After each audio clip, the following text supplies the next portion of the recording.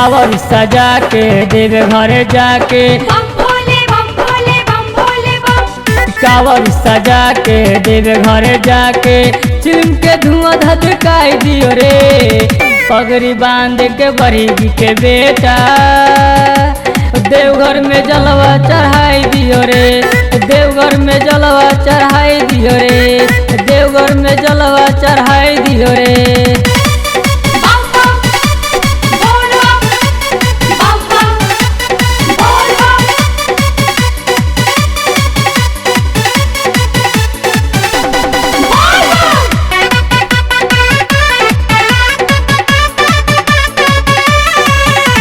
मनवा में रंग सुल्तानगंज उच्च नीच के ह चढ़ाई। बाबा के धाम ले के नाम नमो नमो ह दवाई। मनवा में रंग सुल्तानगंज उच्च नीच के ह चढ़ाई।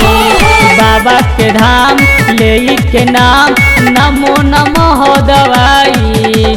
पंड बुला के घंटा बजा के बम भोले बम भोले बम भोले बम। पंड बुला के घंटा बजा के माला से माला फेराई दियो रे। पगड़ी बांध के शर्मा जी के बेटा देवघर में जलवा चढ़ाई दियो रे। देवघर में जलवा चढ़ाई दियो रे। देवघर में जलवा चढ़ाई दियो रे। बोल बम जय शिव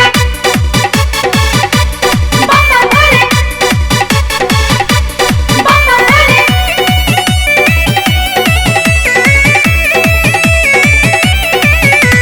शंकर के संग नीतीश जले लेके कवर सुन भाई। ले के नाम भोला के धाम चढ़ जल उच्च चढ़ाई। शंकर के संग नीतीश जले लेके कवर सुन भाई। ले के नाम भोला के धाम चढ़ जल ऊपर चढ़ाई। मन में बसा के जलवा चढ़ा के बम भोले बम भोले बम भोले बम। मन में बसा के जलवा चढ़ा के दूध के पेड़ा चढ़ाई दियो रे। पगड़ी बांध के साहज के बेटा देवघर में जलवा चढ़ाई दियो रे।